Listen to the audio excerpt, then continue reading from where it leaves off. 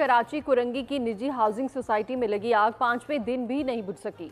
आग की शिद्दत ताहाल बरकरार है। तेल, गैस और पेट्रोल के फायर एक्सपर्ट ने दौरा किया। हंगामी सूरत हाल से निपटने के लिए कंट्रोलमेंट की टीमें तैनात कर दी गईं।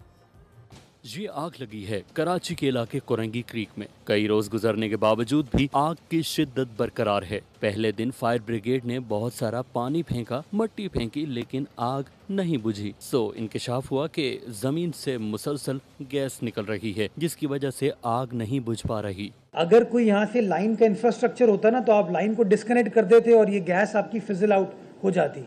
यहाँ पे इस तरह की भी चीज़ नहीं है, तो इसलिए अभी तक हम नाकाम हुए हैं कह दें। लेकिन मेरे ख्याल में कामयाबी ये है कि ये अल्हम्दुलिल्लाह फैली नहीं है।